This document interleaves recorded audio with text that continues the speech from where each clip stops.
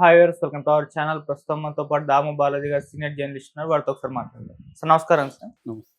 Sir, సంధ్య theatre తొక్కిసలాట ఘటన గురించి నిన్న పవన్ కళ్యాణ్ గారు ప్రెస్ మీట్ లో మాట్లాడారు సార్. ఫస్ట్ టైం ఆయన రియాక్ట్ అయ్యారు. ఆయన రేవంత్ రెడ్డి గారిని సమర్థిస్తున్నారు. అలాగే అల్లు అర్జున్ గారిని కూడా ఎక్కడ అంటే పెద్ద విమర్శించినట్టు కనిపించలేదు, కానీ సపోర్ట్ చేస్తున్నట్టుగానే కనిపించింది. అంటే ఒక్కరినే చేసేసారు, ఒంటరిని చేసేసారు అన్నట్టు. అసలు ఆయన కామెంట్ చూస్తుంటే ఎవరిని విమర్శిస్తున్నారు, ఎవరిని సపోర్ట్ చేస్తున్నారు అర్థం కాలేదు. మీరేం చెప్తారు సార్? మీకేమర్థం? పవన్ కళ్యాణ్ రాను రాను ఒక సీజన్డ్ పొలిటీషియన్ అయ్యాడని మనం చెప్పొచ్చు. మామూలు నేను చాలాసార్లు చెప్పాను కూడా, పవన్ కళ్యాణ్ చాలా మంది ఏమనుకుంటారంటే స్పాంటేనియస్ గా ఆయన ఎమోషనల్ గా మాట్లాడతాడని. ఆ ఎమోషన్లు అన్నీ కూడా కన్స్ట్రక్టెడ్ ఎమోషన్స్, తెచ్చిపెట్టుకున్న ఎమోషన్స్ తప్ప ఆయన ఏమి ఎమోషనల్ గా ఉండడు. వెరీ క్యాలిక్యులేటెడ్ పొలిటీషియనే పవన్ కళ్యాణ్. కానీ చాలా మంది ఏమనుకుంటారంటే ఆయన ఆవేశంగా ఊగిపోతూ మాట్లాడితే అదంతా స్పాంటేనియస్గా ప్రతిదీ స్క్రిప్టెడ్ ఉంటుంది పవన్ కళ్యాణ్. మనం ఈ మధ్య కాలంలో ఆయన మహారాష్ట్రలో వెళ్ళి ఎలక్షన్ క్యాంపెయిన్ చేసినప్పుడు కూడా నేను మాట్లాడాను. అంటే ఒక ఆర్గనైజ్డ్గా ప్లాన్డ్గా మాట్లాడతాడు పవన్ కళ్యాణ్. అది ఆవేశంగా ఉన్నట్టు కనబడచ్చు, ఎందుకంటే ఆయన సినిమా బ్యాక్గ్రౌండ్ ఉంది, సినిమాలో కొన్ని వందల సార్లు ఆయన డైలాగులు చెప్పిన అనుభవం ఉంది కాబట్టి ఇదంతా కూడా ప్లాన్డ్గా మాట్లాడతాడు. ఈ ఎలక్షన్ మనకి ఎన్టీ రామారావులో కూడా చూసాం. ఎన్టీ రామారావులో కూడా మేమంతా అప్పుడు చిన్నప్పుడు ఆయన స్పీచ్లు చూసేవాళ్ళం.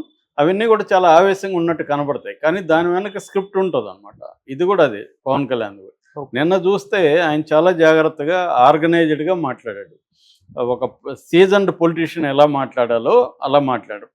పవన్ కళ్యాణ్ వైపు నుంచి చూసినప్పుడు తనకి ఒక డిప్యూటీ సీఎంగా ఒక తెలుగు స్టేట్స్కి ఉన్నప్పుడు వేరే స్టేట్లో జరిగిన అంశం ఇది, వేరే ముఖ్యమంత్రికి సంబంధించిన అంశము, అట్లాగే సినిమా ఇండస్ట్రీకి సంబంధించిన అంశము, అలాగే మూడవది తన ఫ్యామిలీ, ఎక్స్టెండెడ్ ఫ్యామిలీకి సంబంధించిన అంశము. ఈ మూడు అంశాలని దృష్టిలో పెట్టుకొని ఆయన చాలా జాగ్రత్తగా మాట్లాడాడు. రెండోది టైమింగ్ ఇప్పుడు 17 రోజులు అయిపోయింది జరిగి, 17 రోజులు కాదు 27 రోజులు అయింది. 27 రోజుల తర్వాత ఇప్పుడు ఎందుకు రియాక్ట్ అయ్యాడంటే దానికి కూడా ఒక ప్లాన్ ఉంది.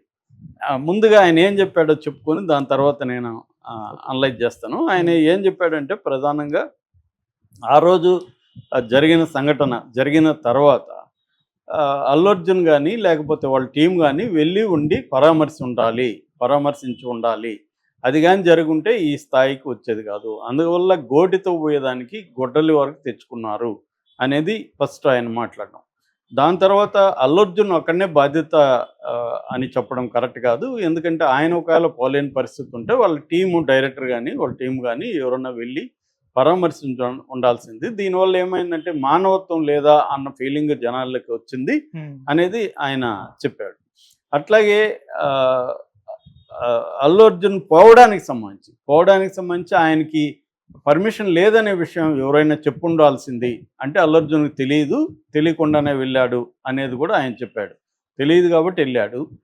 కానీ అట్లాగే చేతులోపడం ఇవన్నీ ఎవరైనా చేస్తారు, ఎందుకంటే చేయకపోతే అహంకారం అనుకుంటారు, కాబట్టి చేతులు ఊపాడు అనేది. అంటే అల్లు అర్జున్ పోవడం కానీ అల్లు అర్జున్ చేతులూపుతూ చేయడం కానీ అదంతా ఏమీ తప్పు లేదనేది ఆయన ఉద్దేశంగా మనకు అర్థమవుతుంది.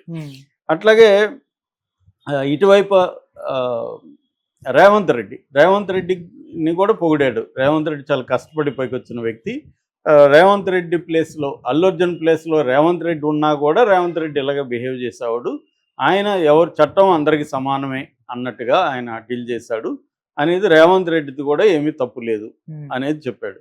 మూడవది పోలీసులు కూడా వాళ్ళ డ్యూటీ వాళ్ళు నిర్వహించారు, వాళ్ళదేమీ తప్పు లేదు అని చెప్పాడు. మరోవైపు ప్రభుత్వం కొద్దిగా సాఫ్ట్గా వెళ్ళి ఉంటే బాగుండు అనేది ఒక మాట అన్నాడు. అట్లాగే సినిమా ఇండస్ట్రీకి సంబంధించి కూడా మళ్ళీ జగన్ని తీసుకొచ్చాడు. జగన్ మీద ఒక రాయి వేశాడు. అంటే జగన్ లాగా రేవంత్ రెడ్డి బిహేవ్ చేయలేదు, రేవంత్ రెడ్డి సినిమా ఇండస్ట్రీకి కూడా ఎంత హెల్ప్ చేశాడు అనేది చెప్పాడు.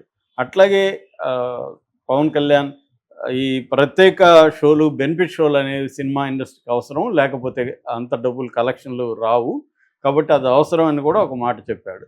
అంటే బేసిక్గా ఇంతేనా చెప్పింది, ఇంకేమన్నా నేను మిస్ అయ్యాను? బేసిక్గా చెప్పింది ఇండైరెక్ట్గా తప్పు అల్లు అర్జున్ టీముది, అల్లు అర్జున్ ఒకటిదాని కాకుండా తప్పు అయితే అల్లు అర్జున్ టీముది అని చెప్పాడు. పోలీసులను ఏమనలేదు, స్టేట్ని కూడా అంటే రేవంత్ రెడ్డిని కానీ ఏమనలేదు. ఇది ఆయన మాట్లాడింది. ఈ మాట్లాడడంలో చాలా బ్యాలెన్స్గా జాగ్రత్తగా మాట్లాడాడు. టైమింగ్ కూడా ఇంపార్టెంట్. 27 రోజుల తర్వాత ఇప్పుడు ఎందుకు మాట్లాడాడు? అంటే మొదటిది ఆ, మన Ram Charan cinema game changer release ఉంది కాబట్టి రేవంత్ రెడ్డి అవసరం ఉంది. నిన్న దిల్ రాజు మాట్లాడినాక మాట్లాడాడు ఆయన.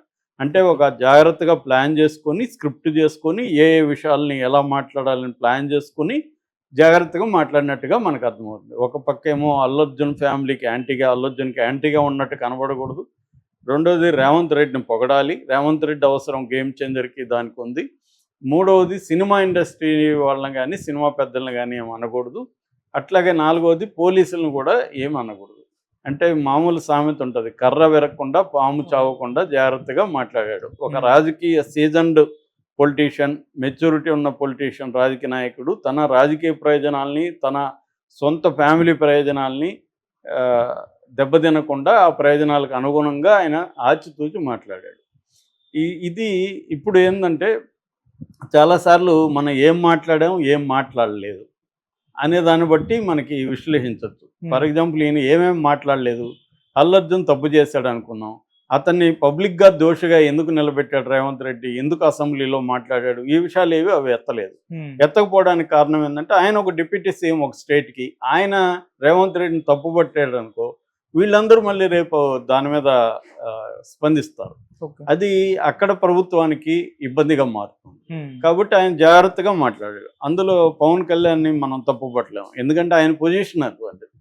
ఆ విషయంలో రేవంత్ రెడ్డిని ఏమాత్రం తప్పుపట్టినా కూడా తనకి ఇబ్బంది అవుతుంది. రెండవది అన్నిటికంటే ఇంపార్టెంట్, రామ్ చరణ్ సినిమాకి కూడా రేపు ఇబ్బంది అవ్వచ్చు. రామ్ చరణ్ సినిమాకి ఇప్పుడు వాళ్ళ ప్లాన్ ఏంటంటే ఏదో ఒకటి చేసి బెనిఫిట్ షోలు అవి ఇప్పించుకుందాం అనేది ప్లాన్. ఎన్ని కథలు చెప్పినా దిల్ రాజు బయటికి బెనిఫిట్ షోలు ఇవి పవన్ కళ్యాణ్ నోట్లోనే వచ్చిందిగా, దిల్ రాజు ఏమో బెనిఫిట్ షోలు ఇవన్నీ చిన్న విషయం అన్నాడు. మరి పవన్ కళ్యాణ్ ఆ మాట అనలేదు కదా, అవి చాలా ఇంపార్టెంట్ అన్నాడు. అంటే మనకు అర్థమవుతుండేది ఏంటంటే రేవంత్ రెడ్డి అవసరం గేమ్ చేంజర్కి ఉంది. ఏదో ఒకటి చేసి రేవంత్ రెడ్డి ద్వారా ఇది తెచ్చుకోవాలి. అంటే నేను పెద్ద సినిమాలకు కొన్నిటికి మినహాయింపిస్తానో లేకపోతే ఏదో ఒకటి మాట మార్చాలి. అది మార్చాలంటే రేవంత్ రెడ్డికి ఒక బిస్కెట్ వేయాలి. ఇది కనిపిస్తుంది. అందుకని రేవంత్ రెడ్డిని పొలిటికల్గా ఈ అంశాన్ని ఎందుకు డీల్ చేశారనే విషయాన్ని ఆయన తీసుకెళ్ళలేదు. ఇక అట్లాగే అల్లు అర్జున్ తప్పు పడితే కూడా అది మళ్ళీ ఫ్యామిలీ వ్యవహారం అయిపోతుంది, ఫ్యామిలీలో ఇబ్బంది అవుతుంది. అందుకని మొత్తంగా సినిమా వాళ్ళ ఇది తప్పు పట్టారు తప్ప అల్లు అర్జున్ తప్పు పట్టలేదు. అయితే ఆయన పరామర్శించకపోవడం కరెక్ట్ కాదు అన్నాడు కదా, అదైతే కరెక్టే. పవన్ కళ్యాణ్ చెప్పిన దాంట్లో తప్పు లేదు.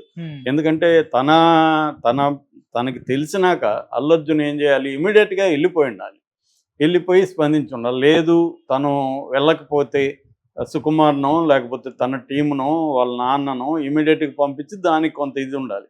కానీ అల్లు అర్జున్ అవి చేయకుండా మంచిగా ఒక గొడ్డలో ఉన్న టీషర్ట్ వేసుకొని సినిమాకి పబ్లిసిటీ అన్నట్టుగా తను మాట్లాడిన విధానం కూడా ఎవరికి నచ్చలేదు.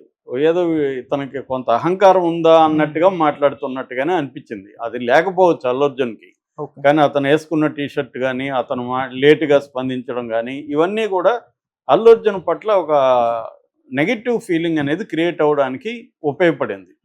ఆ తర్వాత కూడా అతను ఐకాన్ స్టార్ టీషర్ట్లు వేసుకోవడం, అరెస్ట్ అయినాక కూడా అరెస్ట్ అయ్యేటప్పుడు కూడా పోలీసులు వచ్చుంటే ఇతను క్యాజువల్గా టీ తాగుతూ వెయిట్ మీరు ఇది బెడ్రూమ్ వరకు ఎందుకు వచ్చారు అది ఇదని వాళ్ళని ఇది చేయడం, ఇవన్నీ ఏంటంటే ఇతనికి కొంత అహంకారం ఉంది, ఈగో ఉంది అన్న ఒకరు అక్కడ చనిపోయి ఉంటే ఇతనికి ఇది చేయకుండా ఏమాత్రం పశ్చాత్తాపం లేదు అన్న కాంటెక్స్లో, మామూలుగా వేరే కాంటెక్స్లో అరెస్ట్ చేయడానికి వెళ్ళినప్పుడు అలా మాట్లాడితే ఓకే. కానీ ఇవన్నీ అల్లు అర్జున్ మీద కొంత జనాల్లోకి నెగటివ్ ఇది తీసుకెళ్ళింది. అది పవన్ కళ్యాణ్ కరెక్ట్గానే చెప్పాడు. ఎందుకంటే పవన్ కళ్యాణ్ ఇలాంటి అనేక క్రైసిస్లు చూసిన వ్యక్తి కాబట్టి తనకి ఒక సంఘటన జరిగినప్పుడు ఎలా స్పందించి ఉండాలి అనేది అండర్స్టాండింగ్. కాకపోతే ఇక్కడ పవన్ కళ్యాణ్కి వచ్చే ప్రశ్న ఏంటంటే, సరే అల్లు అర్జున్ చేయలేదు, మీరెందుకు చెప్పలేదు అల్లు అర్జున్కి, నువ్వెందుకు రెస్పాండ్ అవ్వలేదు, నువ్వు అప్పుడే రెస్పాండ్ అయ్యి చెప్పుండొచ్చు కదా, అల్లు అర్జున్ పోవాలి అనేది నువ్వు డిమాండ్ చేసి ఉండొచ్చు. లేదు పబ్లిక్ డిమాండ్ చేయలేనప్పుడు వాళ్ళ ఫ్యామిలీకి చెప్పావా, చిరంజీవి చెప్పాడా, గైడ్ చేసి ఉండొచ్చు కదా. చిరంజీవిని అనేక సార్లు అల్లు అరవింద్ గైడ్ చేశాడు కదా. చిరంజీవిని అల్లు అరవింద్ గైడ్ చేయకపోతే, అనేక చిరంజీవికి సంబంధించిన క్రైసిస్ని అల్లు అరవింద్ డీల్ చేయకపోతే ఈ స్థాయికి చిరంజీవి వచ్చాడు కాదు. చిరంజీవికి సంబంధించిన మొత్తం మేనేజర్ వ్యవహారాలంతా, స్ట్రాటజిక్ వ్యవహారాలంతా అల్లు అరవింద్ చూసుకున్నాడు. మరి ఇప్పుడు వాళ్ళకి ఒక ఫస్ట్ టైం లైఫ్లో ఒక పెద్ద క్రైసిస్ వచ్చినప్పుడు మీరెందుకు అదంతా గుర్తుపెట్టుకొని చేయలేదు అన్న విమర్శలు ఇప్పుడు పవన్ కళ్యాణ్కి కూడా వస్తాయి. కాకపోతే పవన్ కళ్యాణ్ పొజిషన్లో ఆయన అలా మాట్లాడడం కరెక్ట్ అనేది నా అభిప్రాయం. ఎందుకంటే ఆయనకున్న లిమిటేషన్స్ ఉన్నాయి. ఫ్యామిలీ లిమిటేషన్స్, పొలిటికల్ లిమిటేషన్స్ ఆయనకి ఉన్నాయి కాబట్టి ఆయన ఇంతకంటే వేరే విధంగా స్పందించే పరిస్థితి లేదు. కాబట్టి పవన్ కళ్యాణ్ పొజిషన్లో మనం ఉంటే ఆయన స్పందించిన విధానాన్ని నేను సపోర్ట్ చేస్తాను. కాకపోతే ఏంటంటే ఇక్కడ అనేక ప్రశ్నలు ఉన్నాయి. సో ఇప్పుడు రెండోది ఏంటంటే బీజేపీ ముందు నుంచి వ్యతిరేకిస్తుంది రేవంత్ రెడ్డిని ఈ విషయంలో. ఇప్పుడు పవన్ కళ్యాణ్ మాట్లాడేసరికి బండి సంజయ్ వాళ్ళ మిత్రపక్షమే అది, కానీ బండి సంజయ్ కూడా రేవంత్ రెడ్డిని పొగిడేసరికి వ్యతిరేకించాడు. కానీ రేవంత్ రెడ్డిని పొగడకుండా ఆయన తిట్టలేడు కదా బీజేపీ లాగా. ఎందుకంటే ఆయన పక్క రాష్ట్రానికి ఉప ముఖ్యమంత్రి, ఆయన ఓన్లీ జనసేన నాయకుడు కాదు.